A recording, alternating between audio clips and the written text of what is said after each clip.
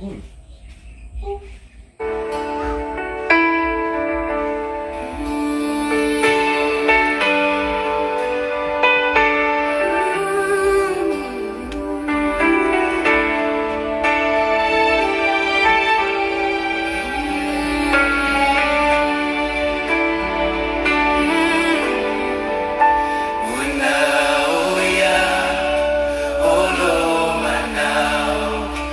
Una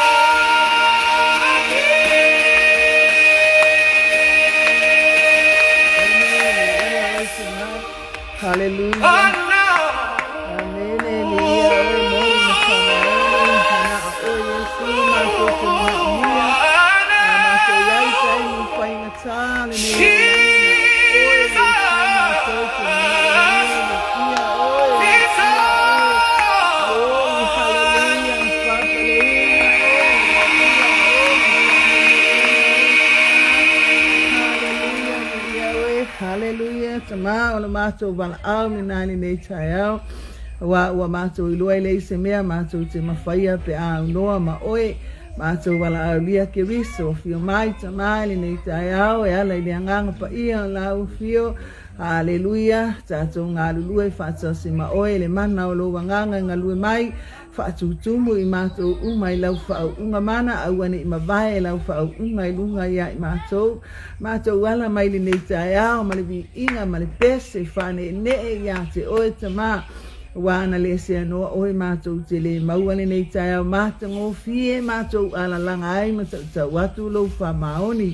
I o eta mā pe i lava nei pese mātou pese ai nā o Yesu mātou te mana o mia o lo mātou fisosoani, o lo mātou whaola, o lo mātou wali, o lo mātou labe ai. Aleluia, o mātou iai nei o na aso ngata ai, o aso whainga tā. I o eta mā nā o Yesu lava nā o oe mātou te mana o mia vi ia oe lo mātou. Tua whamanuia mai oe le nei tai au. Sau lungo le ea le vani mani mo le aluatu o le fe au ia o le fe au i tu e whao le lalulangi wha longo tangata uma i lo si fufonga malele le nei tai au o a fe au le nei yaso maso uma tama a ngale lei lau a fio whaatutumu i loto lau whanau Haleluia, whaatutumu o mātou tangata i le mana o la upu ina ia mātou fo iatu ia te oe a o maua le ola ma le malosi a o maua le avanoa vi ia oe tama, aleluia, i o lo mātou te talo lea, a mātai oe whai, we oe fo ia te oe le vi inga ona o Yesu, amene, ma amene, haleluia, vi ia le tua, ia, praise God, haleluia, vi ia le tua le nei tai a fo, tai a manuia, tai a oli, tai a o le vi inga, praise God, whai ona tātou mauan nei a wanoa i le alofa maleanga le lei o le atua. Ia aile a mataina po kalame, haleluia, whaatalofa, tutama, whaapuputonga, Bishop Elia Tawai, haleluia, vi ia le atua na mafutanga, haleluia, babai atu male, haleluia, le ori le matautia o le atua, mea ta pena e le atua, o mea sili ia mo i tātou whaafutai, whaamalosi talvou, wa ila tau i olo whaapea mai ei matau ti apolo, ai maisen au filfilia le atua, ai whaafutai whaamalos, whaafutai fo ita talo tama, manuia le ngā luenga i le nei fo itu o le kelope o matou iai, haleluia, vi ia le li, ia le atua maua lo malosi, whaua wina ai le vala awina, man fulfulaina le upo le atua, talo whaatufoi, haleluia, i le whaatono o Global Kingdom TV, Glory, hallelujah. Pastor Mike Bretta, mawhaitua Pastor Sarah, mawhaitai, Pastor Soina, o nei pol kalame ese ia le li, fo i le bi inga i le atua, whamanuia le atua i le awananga. Hallelujah, sunga i whawhiangai ngam whalitua i lato uma whaasoa. God bless you all, bi ia le atua. Ia whatalo whatfoisi o mātou tamā, whale anganga, hallelujah.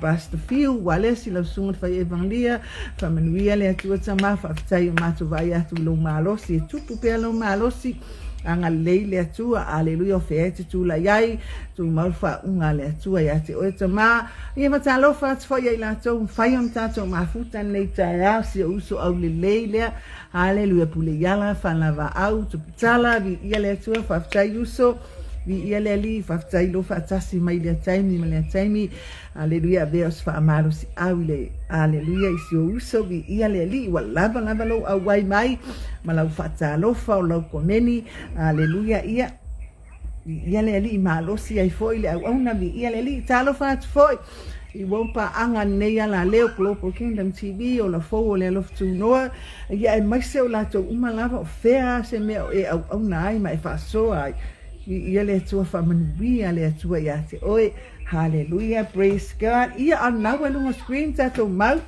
hallelujah, o le mau masani, o le tusi masani, he whaftai le atua i le whi au, ma le bala awina o tato nei o naso, tato ba ai eiwa orko o kele o kako ngare saba bali ia, hallelujah, ngare kako moa i loku, hallelujah, whai mea whamei o mea, tātou te au nai i le atua, a le ai whai ma le leiloa mea uma, tātou te leiloa fwoi po whea ngā i ai, o lea ngā o mea e whai, ai lele i mau tū sau filfilinga, e le i mau waa fwoi lo loto i le atua, e ui ana whamanatu i lea taimi ma lea taimi, lea tausanga ma lea tausanga, le maliu ma le toi tu o Yesu, e lea sui ai lapa, E ui fo ina abatu pe au fa malosi. Haleluia mafasua. Ele suia ila. Haleluia vi ia le tu aya fa mai o le tangata poto e fa longo batalia. Ia neita ya ua. Praise God, whaftaia i lea tua le whiaua au mai mo tātou uma whaamanatu ia i tātou le mea kakau kakau whaia. Alleluia. E le tua uno ina tātou e lea tua, e le kuwhaua fo i tātou e lea tua, e whailo loko, ma whailo umangao. E oa ia Yesu le alo lea tua le taimina sawa i le lanorangi e whaile tāla inga, ma whaiso tā whaola tanga. Kama Yesu o te le sau e whailo ulotu. Na o sau e whaile fina ngalo lo tama o le langi. Ma na ia pe a tātou maua le langona le na. Le langona fo ina nai tataona maua e tātou umalaba. Praise tangata uma. Hallelujah. Wa lalo langi ne lalo langi o filfilinga. O le lalo langi e tumui. Tumui mea fia ma mea uma watu uina ele atua mo oe moa. Mea la ia ke filfili yai. Hallelujah. Alo tato yai fo imalo kako ba ai aku ile lalo langi mal fesuia inga o mea waka kawa suia yo ka ma fau fau.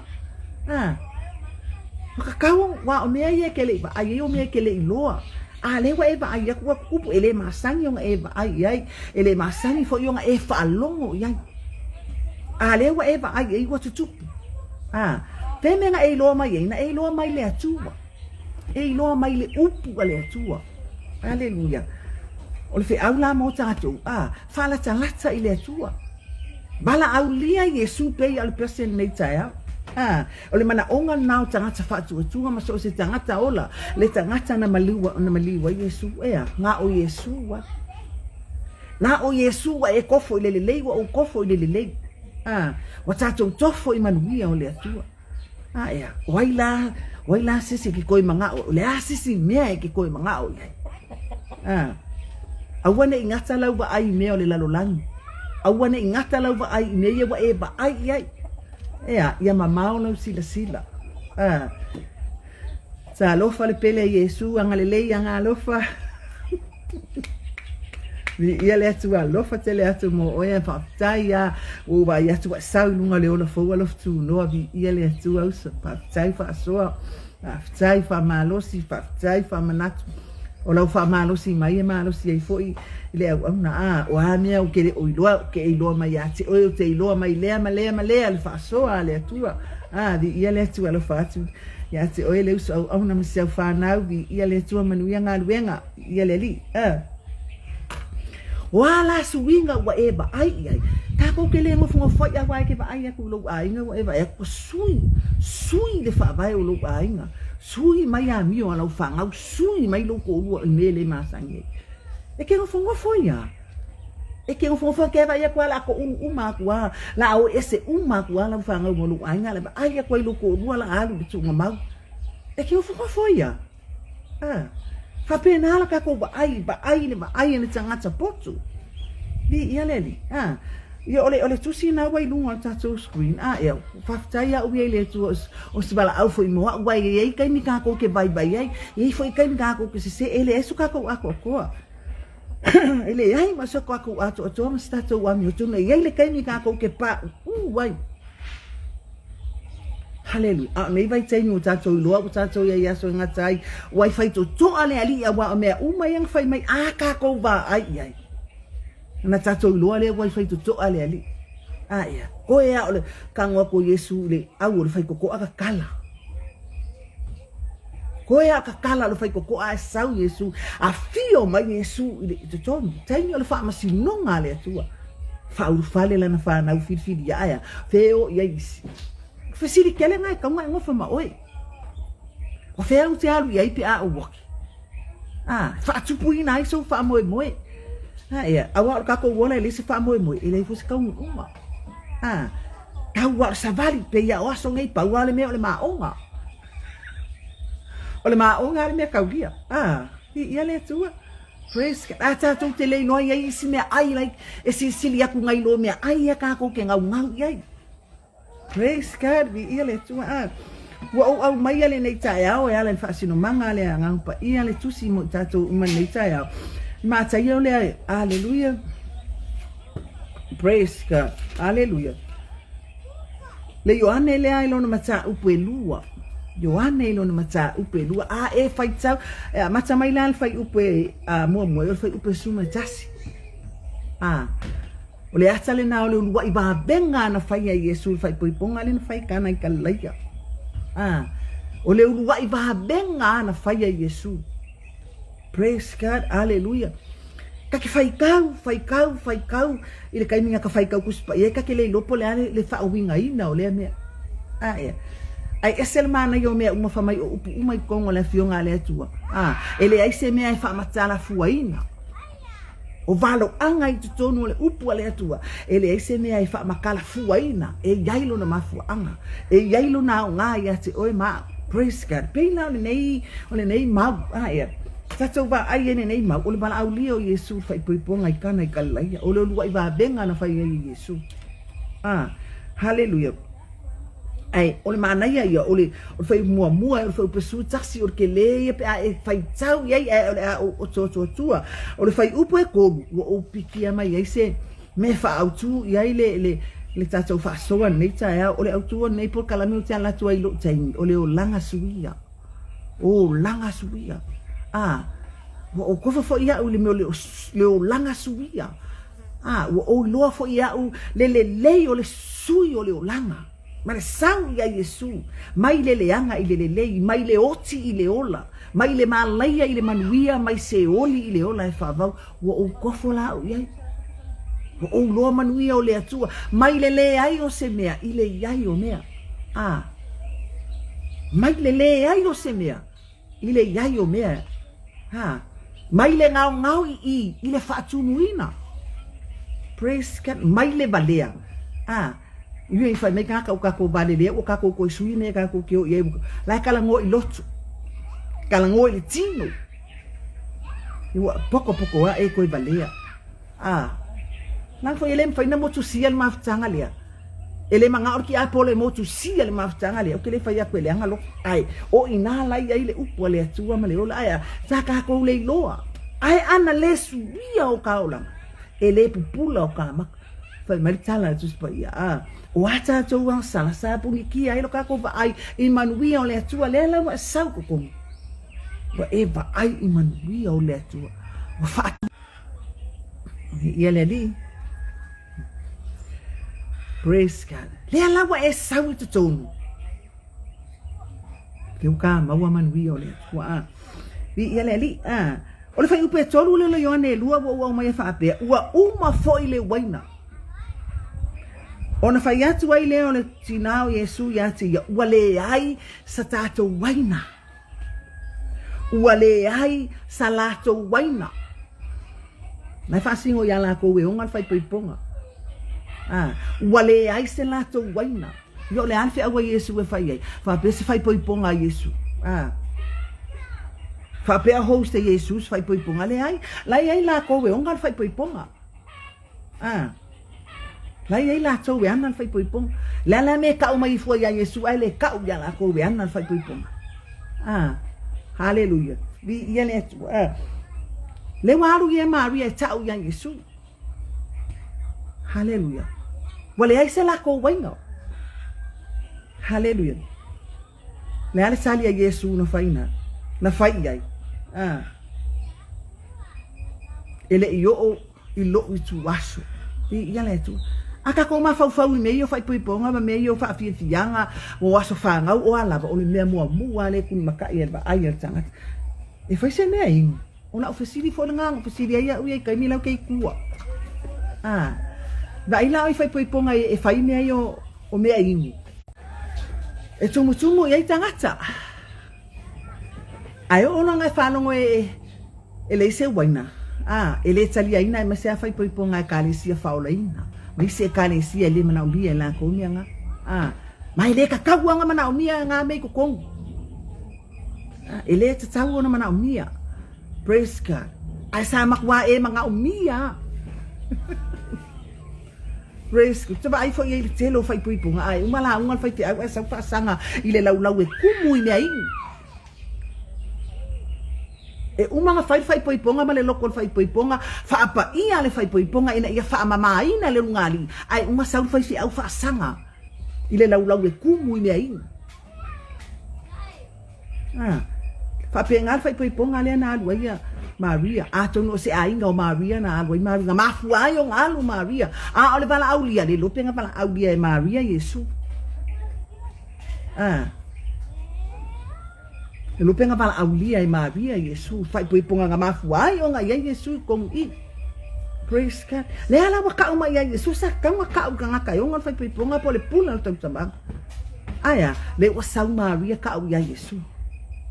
Ale lava foi la se wenga po se me ingus fai ponga e umale o langa ngi o lau oi o le lumba nga male ponga nga o lu ai po le ani fai ai le mafai nga fai o le fia kele ia ai le mafai nga fai o le maki ki vai a pe nga fai ai ngi fai ponga ai le la le wa ke wo fai fu kana fai ponga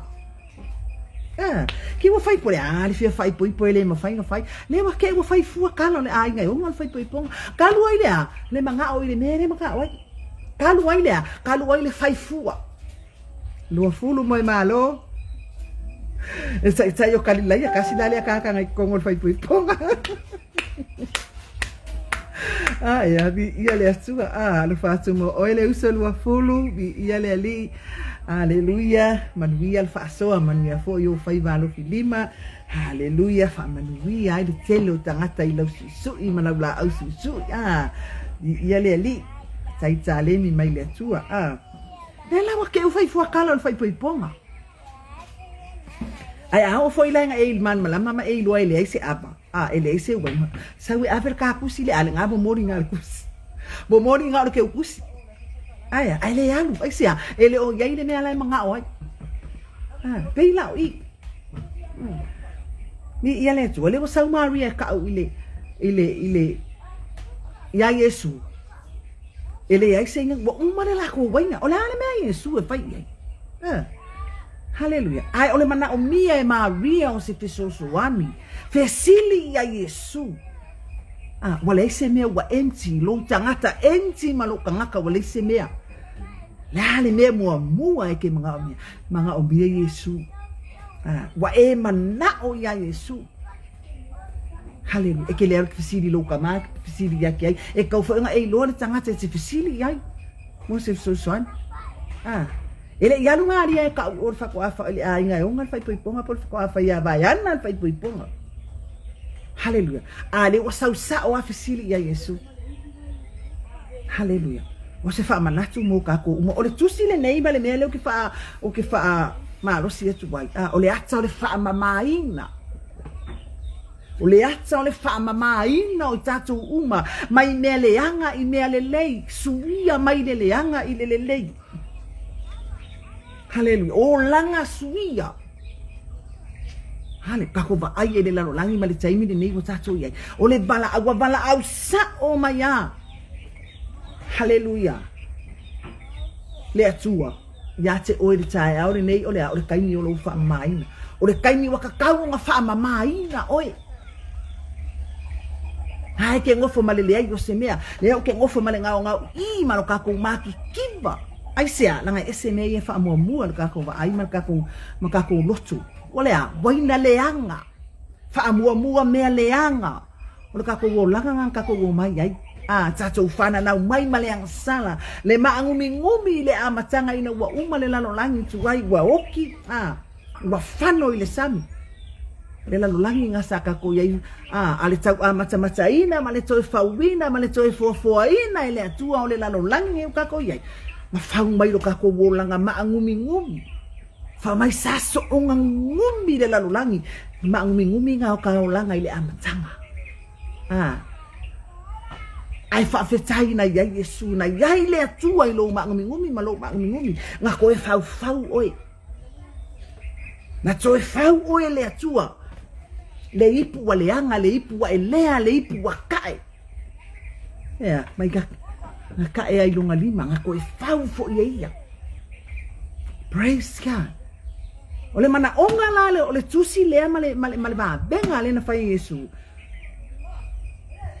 fa mamaina ole ata o ta fa mamaina haleluya kako ba ai aku le lalolangi ma le fesuia inga o mea male tala le tuspa ia i ona aso e ngata ai e o mai ai aso fai ngata e ke ngofo pea lai le ponisa e ke ngofo pea le ponisa ma le leanga e ke ngofo ai pea o le vala au mo ta ua le nei tai ua ka kau nga wha mamaina oi taimi o le wha mamaina haleluia pi ia le atu fa mai Yesu ele yo le ko a makal nga luenga Yesu haleluia ko a ama ai mo mua sang Maria o le ata le saua Maria ia Yesu bi ia le toftai fo le mataala o Maria o se tina mataala tina o le ata le tina o le ata le kalesia le atua e kalesia mataala watatau na tato mataala e kalesia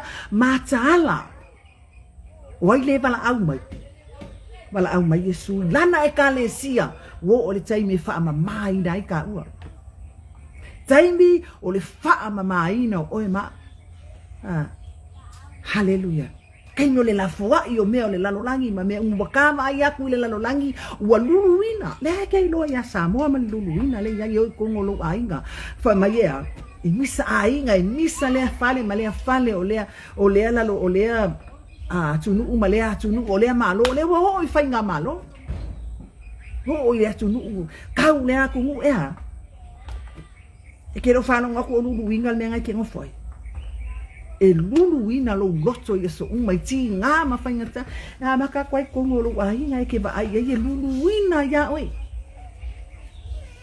haleluya nani me wa tawon fai le vala au fa pitoa mo tato le nei tai au Samoa ma le lalo lang tai mi o fa mai na haleluya haleluya la foa i me le anga le o langa tuai ne asao ka ko ba haleluya mo meu kala ku me ai ia ka ave mai ai o mai asongi tali tonunga o tangata ma o la to tupu anga ma me nga o mai i tala fatu ma tala kala ku me ai o fainga ka ai haleluya i tangata ona liu i le atua se ole lokuale an ka ko fanga ngau mai ai haleluya se ole fa vai ale o kako bai na me asiria oi fa vai na fai le tangata po fa vai na fai le atua le mo sang Yesu oi ole fa vai o lo langa oi ole fa vai o Samoa ole me fai tangata uma fa longo fesili vai fifini dia nga vai ku wa enti tina mataala i vai ku ko lo ai nga wa enti me uma wale se me la me fai ku lunga e kalesia faftai le kalesia kako ba ai ngai tai ni watu fatasi le kalesia tono Samoa fa no manu ile atua la mele kupu kongo la tunu ioi he fai kaua fe kaua ai ea o mai fatasi le kalesia e kalesia mataala tu fatasi le ami tonu wala atua haleluya kako kele ko fia mangakuang kele o mea ma mea umang kako pa ai ma fa longo yai haia e ti nga ma fanga tao le asaina mai o so sa o lo tonga Samoa le wa ai pe o sawa Yesu ka fa longo kele o kanga kanga feoki na yo tato matu ai taimi o kausu enga o le sa o tonga o Samoa ua le wa e ngofo ngei wa e sa o lotu ele ai sisi o koi pulea oe ele koi au mai se pule mai fa foi pule ai oe le wapule oe Samoa yake oe haleluya e ala fa vai lo ile atua o la pule lenga e ke fa longo le pule sili e ia le pule sili lunga ako le pule nga haleluya o le ata o tato ma le ata o le fe au le nei tai o le ata le fa mamaina o le bala au le atua fa mama oe ma fa mama bi ia le atua fa me Yesu ele yo o lo tai ele yo o lo tu asu manatu a Maria la manatu le tino o langa kama e fa longo mai langa kama o manatu le o tato manga o lo le manga o fai loa manatu Maria o langa kama la sa o langa kama o Yesu e whaalongo ilon tama o le langi. La laku Yesu e Maria le tu i le tino, ai sau Yesu i le whaale anganga. Ele i yo i lo i tu aso. Wai o ona le kaine a maka iwa benga na whai Yesu. A maka loa leang whesiri siri ka ngaka o haidea. E whai aku lo Yesu o i o le alo le tu. A maka loa ngō mai e whai sa wanga ele alo a Yesu ngā mea. Ele alo ai leanga o le mengang sa wai. Na sau e ti ngā. Na sau a malona mauti noa e oti. Whai le fina ngalo lunta ba. Hallelujah. Ai ona olea lofa o Yesu e kukusa ka ngaka uma. Lona lofa i lona tina i le tino. Hallelujah. Praise God. Te iloa o e tina. Hallelujah. Wa fafita uni ma mea uma i kukupu le kalesia. Ea. Fesili ia Yesu. Kau ia Yesu wa leise mea wa emti le kalesia. Wa emti lau ako, wa emti lau wolanga, wa leise mea. Nal me fai. Fesili ia Yesu, kau ia Yesu. Vi ia le tu. Nala ngona e Maria tali ia Yesu. Ea. Praise. La fo ortina nga bala awina Yesu e awala ma ele fa ortanga. La ngona e Maria lona bala awina. Ele koe kali ia Yesu. Ai fai maila na tala i tangata. Au na. Lea se mea e fai mai ai o ia. Fai. O lea se mea e fai mai ai Yesu. Fai. Praise God. Vi ia letu. Hallelujah. Hallelujah. Lo ainga o lea se mea mana o Yesu ia te oi. Ile kaimi wale ai se mea ia ke oe malo mana o mi o Yesu. O lea lan me fai mai Yesu e fai. Lea, o le kele i o mea iei kongi i. O le upu a le atua. Lea se mea e fai mai ai le upu a le atua ia ke oi. Fai. Ea, se i koe whakumu oi. Se i whamanuia mai Yesu ia te oi. Se i whamanuia mai le atua ia te oi. Pe a e fai ale mea e fai mai ai Yesu. E ke ola ai, o le upu, o le ola. Hallelujah. Fai mai tala Yesu ka ngaka. A Maria i ka ngaka yo au au. Ale ale me fai mai ai fai. Ele i fai ai Maria se whaatonunga. Fai melea, fai melea, fai melea. Ele i koe kari foi Maria i a Yesu. Ale fai i tangata. Ale me fai mai ai Yesu. Fai. Hallelujah. Tari tonu le loto Maria. Ma le awala na au mai ai Yesu le lalolangi. Hallelujah. Lai kari kongu Maria o Yesu o le alo le atua. Hallelujah. Ai pe kai pe o le mewa mimika si vai mai e vai ngala ila ukama fai ila ukama fai nei. Ampe na loto tatou tina. Hallelujah. Ha e lo e kele kupe ala ukama e kele kupe ala ukama e mawalunga. Se wale se mele ale mai mele o le ama le ama le a ni manatu o ele tina e te fa ne la ukama. Hallelujah. E ke manga o ia fai la ukama me uma ia fa penal na to Maria sai ai na sau le tino e ui nga unga iloa e ma fai Yesu fai me ai na sau fo ile o langa kama e fai mai Yesu ele ilo tai. Hallelujah. Sa fatai tali Yesu ilon sama. Dale me fai mai ai le atua o le mea ngai fai. Pe ia fai mai Yesu kele sau lalulangi fai lo loko longo vinga oe ma ago tatu uma ele fai angi o ka loko. Fa longo ile atua. Muli ala o le atua. Fai le me fina ngalo ai le atua. O le mangai ai o le mea o lo fai o le mea mna o ile atua. Ba ai la iai. Ile ba benga le na fai a Yesu. Li ia leli. Fa mai o la kuku ia mo me o kangi vai po kalongi vai ia e ongo la kuku ele ai wale ngi mea. A fa matala ina o na me le tuspa ia. Mai o le ata o le fa mama ina o yutai ma fa mama ina o nei tangata. Ma fa mai ele ma faina ai pe ale fa fangu esen ma na yo le o me ale tonu le loto. O ma na yo le langona la ai fa mama mo lima e kele ai mama ye o ai pu ai mai pu fe ngwa ye o ai lungo la ko muenga e manga nga o fa mama le nga Ma na yele la ngona. Hallelujah. Ai se sele fatinonga. Hallelujah. Ele ole mea le leie ke faia. Wa yele mea le leie ke faia. Ai esele awala e faia. Ole mea ami o tonu. Yo le ala ngai fufu wa nga ni ma fufu wa nga ipu ba nga me ole ka ke va ai ole ngwa ia wa na leanga. Hallelujah. Le fo ile ngai fufango ai lima ai nga o me leanga le la wi kukung. Ole la fa mama fa. Ai makuwa imuki ya kukung. Ole fa mama fa fu. Ai makuwa ele ya kukung. Nami mana o Yesu. Ele o fafo le mana o Yesu e fa mama. Hallelujah. E mana o Yesu e furu mai kokong. E mana o le atua ya tangata ni kokong. Ea, se furu mai. Hallelujah. Bi ia le tua. O le ngofa male ata o fa maina. O le kake ngofa male ata o fa maina. Hallelujah. Wa umanga sau Yesu wa maliu makoe ku wa loa Yesu. Wa kai loa makamala malama. Na sau e fufulu a sala.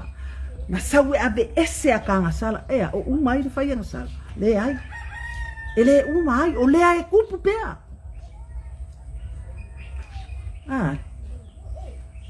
Le fa mai ona aso ne ngata ia. O mai aso fai ngata. Tupu tele ai le ami o le anga o make ai la le ai fa mai e kupu kele e tupu tele. Hallelujah. Vi ia le tu ale mana onga le ia Yesu fa mama oi o uma le ngaluenga fa mai Yesu ua maea ua taunu wa faile nei mo oi. Ni sa nga luenga nga fai e fa mai na le ai. Ele ia lua masese ole ai ngala su me se me e fai ele me ele mana onga le wale se wan. Le masese ngalu. Ele ia masese nga Yesu nga ma fau le nga me. Hallelujah. Te loa o ele fa anu mai na o ele atua. Ele fa mai na o ele atua. Praise God. Ele fa mai na tatu ele atua. Kai mi wale ai se mea. O longa kalima, longa fafingi, wa umale o singa fianga inga tata umale atu. Ele ai maso alo fanga fa pea ele ai o ke le loa, o ke le fa longu. Uma na fai le fa mama ai na oi. Aya, ele kalia. Ele talia. Le tusi la le ama le fe au le mo o ne taia. Le wa koe wala au mai le atua ia te oe. Taimi o le wha mamaina. Le alofa tu noa o le atua. Le a kake o lai pea ma tā ngā lulue ai. Hallelujah. Awane ave baleina lo tauti ngā. Awane i wha lea o ngā ina lo tauti ngā. Awane e manatu ma mai le maliu o Yesu. Hallelujah. Ole ola na au mai mo lo wola. Awe te whalea o ngā ina le sātauro Yesu. Wafa mai ole balea lea. Ole sātauro ole balea ia yele. Yele talitonu. Hallelujah. Mai alang kako whai so ole ang salama le mwhai on kako li liu mai. Whapea kako ole lea whai mai kako. Ole mea balea le sātauro. Lai aku mau alo wa amu de sakau. Lai aku mau no ka wemu ya Yesu. Lai aku mau no fai ya Yesu. Le ata tau te whasa tauro ina pea Yesu. Le aka ko ke oe loke nea le anga. Ma ai ei tangata ne. Whai mai ele ma whai ngā ai ele whawhanga. Ai wha marita la isa ia. Wa whaaloa mai lima o ngei ka ngaka mau lako loko mau lako si mai o lako lima ma ala langa mai atea a o lato loto e ma mau atea fafango bibi haleluya aya makuwa i ma mau ele i fa ma mai na lava praise God vi ia letu hallelujah amen le ala wa ngai ma bi ta ya Yesu Mama Yesu fa kukum nga wala ngi be umang fa yai wa lela wo o kai no tau sama anga le wo o kai no longo winga nga mua fu lima le ko amai ngo foi la wala se bai fa ma Yesu fa kukum vai nga fa kukum ka longe nga fa kukum vai ma anga ya ai ba liu si tai yo nei au ia mawangi au ngau si tai fa longo fai le me lai fai mai Yesu ole a fakum ole ale nga ruenga au na ye fai ngai ate oi tangata uma le ale nga ruenga au na Yesu le fai ngai ake oi au na fato a fai ava o ale nga ruenga le fai ngai ole fakum waku oi le upu ale atua fakum waku oi le bai ole ola yana le upu ka waku pea ile kai la waku le bai se fakum oi ngaluenga le nganga pa ia fe sosoani ile ngaluenga au na o fai nei fola ile au malpo ea se kau fa akumu o ele wa ngau se kau fa akumu lo ngau I malele ai o se mea waku ea wakumu ia le tua halela wakukumu pa ai le tangata mua nga manao Yesu ave le pule ole liwina ole vai e fai mawaina vai o onga ea o hingu bea nga vai o onga saka ko wingu uma ya ola ufo nga mea sua madia ngai vai o onga male pelepe ai nga male pelepe ai mea uma ei mase bea le lenga mawai praise God hallelujah mi yele tu ole liwina ole vai e fai mawaina hallelujah praise God tangata mua na bala aulia na fai ele fato nunga Yesu au asu le pule ole tau samanga asu ile pule ole tau samanga hallelujah praise God ole ata ole pule ale atua male pule a Yesu e moka ngaka uma mata mai ferfa mamaina maka mai lunga sau Yesu fa amawalalo fa amawalalo ane te isi waku le langi lona mamalu a sau ilalo hallelujah sau ilalo ea ina ia e ola ma ola le ata ave mua ile pule o tau samanga hale fa alo alongia o ele atua fa alo alongia o Yesu ai le ole fa alo alongia le male abatu ole pule ya te o ele lo ai le atua fa ile le ngai pule nga o mea le anga mea o onga ye fa ai amaka mai anga ia ala nga kofo ia fa mai go suile bai fa mai wa mua atu le waina le anga ai bulmuri aku le waina le dei le ko bingo le abi wa le pule nga le ngoi me le anga nga me le fa mia umai mangai mau ka ngaka wa me na ti fa ngoi lo ai wa me na ti fa ngoi lo ai nga wa me le o e fa ia lo ai nga pule ole ainga ole lu ole kalesia ole atu hallelujah ile ko yese pule ole pule ale atua ya au tangaka uma tutusa tangata uma ile atua e o ia fa amamaina amaka mai dunga fa mai kafe mai le lalo fa manuyanga pule ya mioto oli mu pule fo ye a mioleanga e mapu itinga lenu se ibangana ufa amamaina le pule le hale ole alofa ole atua e mota ngata uma fa manatu ele atua ya te oela pule o fele ke ku o le pule o fea ya e lo ale na abatu le pule ya te oi hallelujah fa amamaina ia mama me uma ke faya ya me otonu me uma ke faya ya sa o me uma ke faya hallelujah ia letu ave mua i le pule. Wa olanga pule le nga fai ai mea ia. Hallelujah. Pule leanga. Pulenga leanga. Faainu e Yesu i le waina fou. Hallelujah.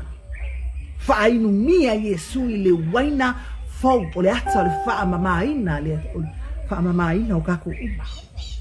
E ala ia Yesu Kirisu. Hallelujah. Le pule na le atua mo kako uma. E pule le atua ia kako uma.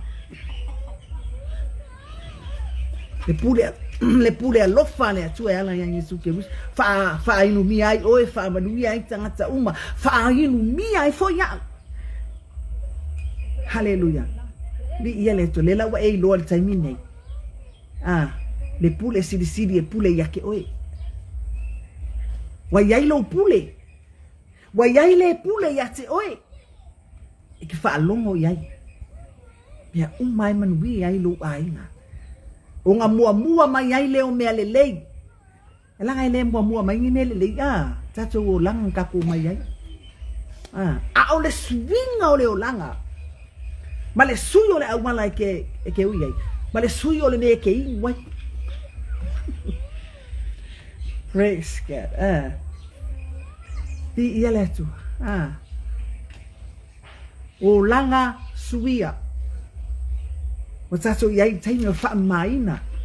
Hallelujah. Kako ke leiloa le taimi ma le aso e sau wain fatu awa ia wa.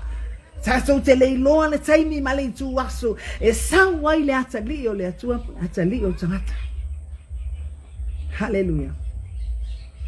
Ea, ala wo umanga wha mamaina oi. Praise God. Umo na tata utino wa umanga ka talia le waina o le toto Yesu. Le toto e wha mamaina i tato uma. Hallelujah. Praise God. O le toto o le ola tanga, o le toto e wha mabau. O le ola mo oe maa. Vi ia le tu. Praise God. Hallelujah. Se wha manatu mo tato uma. O se bana au mo tato uma. Hallelujah. Mana o mia le atu wani toa o le ngā ruenga. Nato o e pulea mea uma. Langa ia le pule, so se mea ia le pule. Haia. Ai ke ngofo mai eva wa mai lo ngofo le me ke ngofo. Hallelujah. Wa pulenga o fai nge ia ke oi male me o e polonga nge. Me ia le tu. O le bala au mo kako uma. Pule. Praise God. Mana o mia se pule ngā alofa. Se pule alofa. Hallelujah. Faia mea umai fina ngalo ai le tua. Faa mamaina.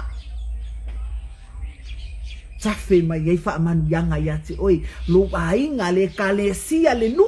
Ma le atu nu. Inu i faa manu yanga. Hallelujah. Ia lele. Praise. Isen mana ia olo nofo ise mea e mabaa. Ea.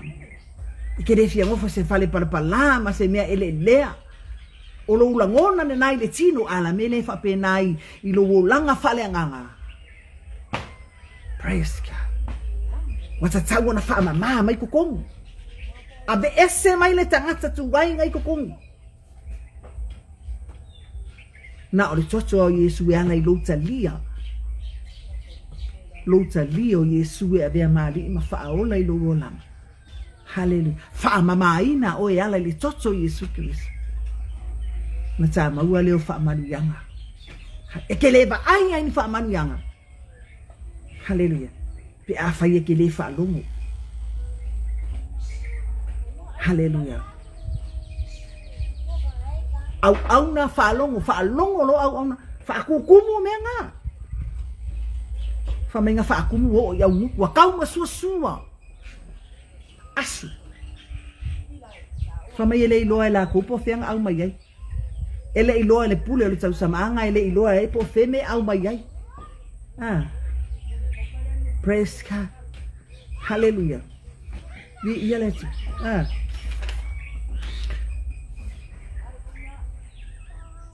Maria o le ata o le kalesia. Hallelujah. Lai whaatali Yesu.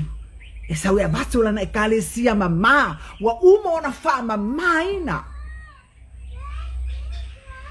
E ala ilo na toto e walato winunia le toto Yesu. Talia le toto Yesu. Uma mai le koko e sau le bai. Wale ai masemea. Wale ai masemea wa uma. Sau mai fafo le koko ua. Koe kuku i ako e sau le bai. Ni semea. Ele itu ua ele atua semea au mai uma ma oi. Au mai uma ma oi. Sasaa mai le langi i ate oi. Hallelujah. Au mai fa amanu yanga au mai mai Yesu. Na le si mea koe. Le loto le nama le fina ngalo le nao le atua mo kako o le bala au o lo ka fa mamaina. Haya, uyale lalo langi. Ku umea le lalo langi. Ku umea o la kako fia fia yai. Tungo tato loto ai fai le fina ngalo le atua amu ia oe. O le eke soifua ma e ngofo mai le neita ya o le wako mga omia e le atua. Lo fa mamaina. Fai ba venga le atua. Fai ba venga le atua. Ngeia ke mga awai lo fa mamaina o ngeia pe ya kana pangta ya Yesu. Pe ya al pang tale nga kangi ya Yesu. Fai mai Yesu a me so ko ku saule abaku oi. O ngeia ele fa tali le tai me le atua ya te oi. Ele fa kari sei malia o ku nga ngau malia le me ke mga awai. Fai mea umai ke mga oi. Se e alu e kangule oki ke le bala awina ese bala awina ai tātou le tua. Se e walu e kangule oki, se e walu i fea mafea e suia o povi. Se e walu i fea mafea. Hallelujah. Ele whaatali le tai mea le atua ia te oi. Kāne kai mea le atua. Se atua ina alofa. Se atua ina afa maoni. Tangi mai pela na bala au le akaimi ma le akaimi. Foi mai ia te au. Ona o foi atu aile ia te oi. Hallelujah. Umona sau Yesu o le whaakali le foi mai. Hallelujah. Ele koi foi mai Yesu, ele koi iai se si mea. Se si fai ngā taulanga e fai ewa uma. Pamai o le taulanga e tasi ai afe. Mo kako uma wha mamaina ai. Fufulu inga ai tato uma e ongo mea nang wha kumu yo. Ai kasi ale mea sau. E tasi a Yesu na sau e whailu ka wha mamaina. Hallelujah. E taibio le whawhano o tato lima. Hallelujah. So ia kako ke o le whawhango i le atua. So ia kako ke ona le matatau i le atua. Hallelujah. O le langi le atua fa mai ele ai se mea ma ngumi. Ele ai se mea ele lea. Ele ai fo ngi mea pisi ai ave ai. E a fa mamaina. Le ata o ta fa mamaina. Lo bainga. Wala auna le atua mo ta tou ne yaso. Le ata le fa to ila loina o le pule le tangata. Le pule a sakangi. Awana i pule sisi yaki oi, awana i pule mai sakangi yaki oi, le ai se pule o ale tangata e pule o fele ki kuai oi, le pule le atua yate oi. Nau o ai le wha mamaina. Tangata uma e au fia ima le pule. Wha mamaina uma kako, kangaka uma. Hallelujah. Ia le tu, se atua ina alofa. Ki nganga ba ai mai kako ke liliwa. Ki nganga ba ai mai do kako fa ongo mano kako fo vale. Hale fina vale. Ale ai bala aule fu koi bala aule nei tai bala au ya so uma. Ina ia fa mama ina o le an mana ongo le tua. Ia manuia oi. Le manuia le leva ma fola mai ma fa ali mai le tua. Uma ngaka mai wa yo lema. O ngai o lema le manuia ma o lema. Le wai ate i tātou le atua. Le atua o manuia. Awale me lea manuia. Nge i vale tu lima lau fuafuanga, ma ne i vale tu lima o mawhawhanga. E ke le mau ai manuia i au lea tua. Kāre kaimia lea tua. Hallelujah. Fai mai ua maa loto tangata. Hallelujah. Maria i lungo le bai. Sau a Maria, o sau a whawhingi e sa Maria, e uku wai, lea kaimi ma lea kaimi fia ingu, e sele bai langa ingu wai. Vai o le anga sala, whawhine anga sala, le ata o le anga sala ua wha mama ina.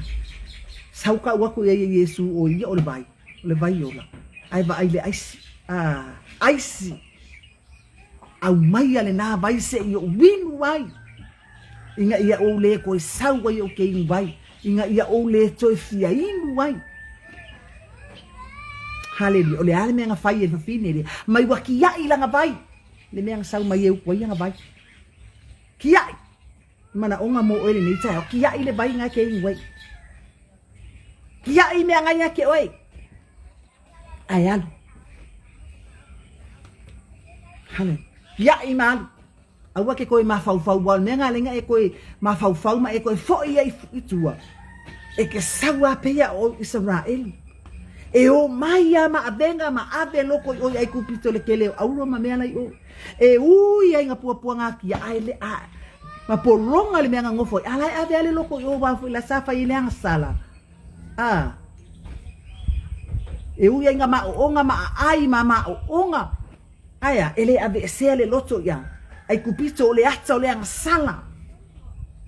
Whapenga uma kako. Kako ke o mai ai le whaona tanga. Ma abenga.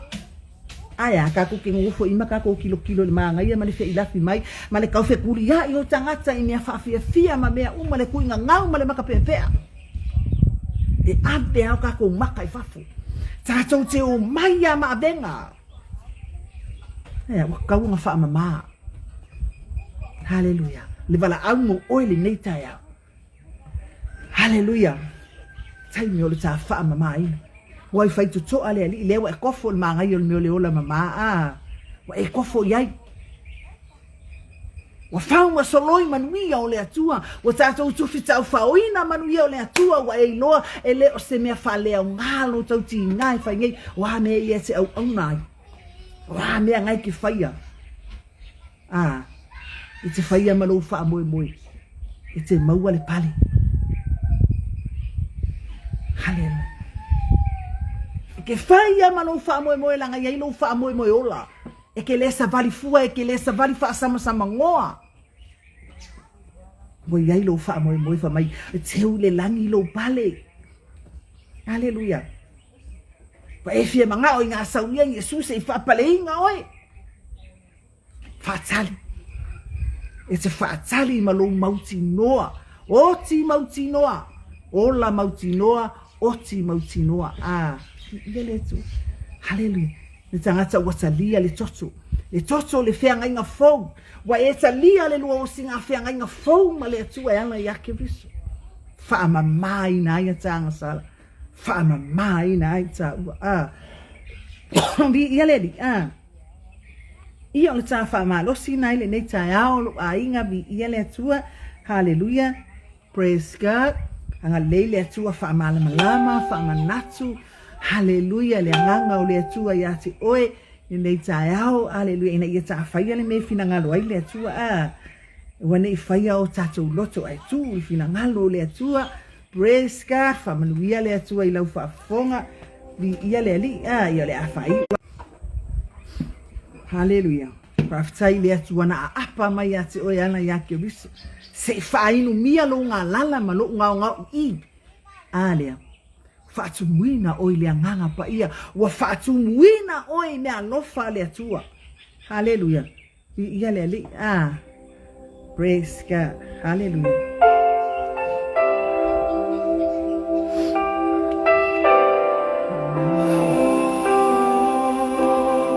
Praise God.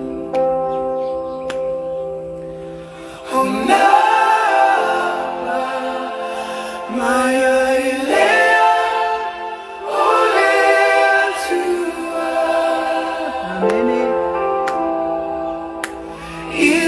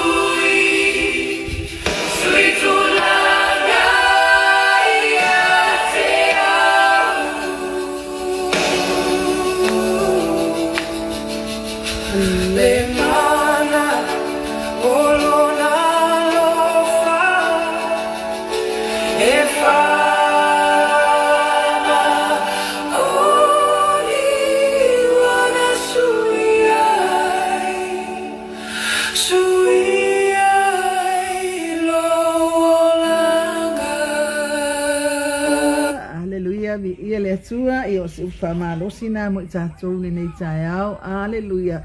Ia le atua o lo empty ma lo empty na suia Yesu. Le ai loa se mea i tatonu o le whale lea. Le ai loa se waina saulo Yesu e sui. Saulo Yesu e sui mea uma. Wa avea mataitai aia wa le koe ka i le pule o tau samaanga. Saulo Yesu e ku le kaimi le ai o se mea. Haya, na ia le whamaina o i le asu e fio mai ai. Ina ia le whamaina oe ma le pula pula vale oe. I le taimi saua Yesu e vatula na ekalesia. Ina ia e le whasisila ma o whasisila. Imanuia o le atu e ave istangata e ngofo i lano ngei. Hallelujah. Ia le atu. I le whamaina oe le atu. Hallelujah. Taimi o le whamaina fo i mai le atua. Wa tale taimi le atua. E le whaatali le atua ia te oe le whaatali ia te au. E ke le iloanga ngei e ke le iloa le silima minuti o laula. E ke le iloa po lau whakofanga i lau wakali ima lau wafinge o lau tōlua walu. E ke le iloa peke koe ba ai ai. E ke le iloa po le kaimi muri ngā oi ki tōnu o lau whale. A o le taimi nei wa e whalongo e le whiaua le atua le whaamamaina o oi. Hallelujah. Li ia le atu. Usi taa i ngā whalongo. Se sau le atu wa e whaatumu oe. Whaakumu lo ngau. Hallelujah. Whaau le whaau unga le atua. Se sau le atua e whaatumu oe. Yana whaamanu yanga. Tatou talo. Li ia le atu. Whaatai tamaa. Ne fi auta moli le nei tai au. Whaatai lo fina ngalo alofa. Lo alofa tu noa e wha maoni e te le tu ua i mātou e te bala au pea. Bala au pea ma e whangu pea i nei tai au. Tama hallelujah. Hallelujah. Ina ia mātou fo i atu i ate oe a maua le awa. No whaatai le fi autu sa o mai ate oe le nei tai au. Le bala au o le alofa. O le warning mo i mātou umatama. Ina ia wha mamaina o mātou tangata e whaatali o e ke riso. I le taimi e te fio mai awane i wha maina i mātou tama. Hallelujah. Awane i wha maina lau whanau. Aia mātou maua wha manu yanga mai ate o i le aso e fio mai ai. No mātou wha aola, mātou wha talitali ma le mauti noa. Hallelujah. I le siti aina o le kale sia. Hallelujah. Mama le kale sia whapa ia ina o he lo mātou tua. Mātou te talo le alu o lau whi au le tu, ma le tu o le larolangi, alu ma le mana ma le afi. Ina ia tele ni anganga mo oe malo malo ta mawhamnuia i lunga o penga te whailangi o ai nātou o tutu ma le afi, tā mo e ma le afi, whaasoa ma le afi. Hallelujah. Ia iai le whaau unga oe lo mātou ta mā, ta tala le whaalongo, ta tala o mātou mata, ta tala o mātou loto. Whauru whale oe ke viso le ali o le ola mātou mau au whaamalu ianga ta māta lia i mātou, whaamangano ni o mātou se ona oe ke viso whaola. Amen, amen, hallelujah, praise God, hallelujah, to God be the glory forever and ever, amen. Fatele atu mo oe uso pule yala, falava au tala, love you sis, mnuia le atu e lu au mai, waini nei taia, mai so ilato umam, whai o na tatou maua nei a manoa, tatou whalongo longo ai, o le whiau mo oe, o le whiau mo au, ia le atu, God bless, amen.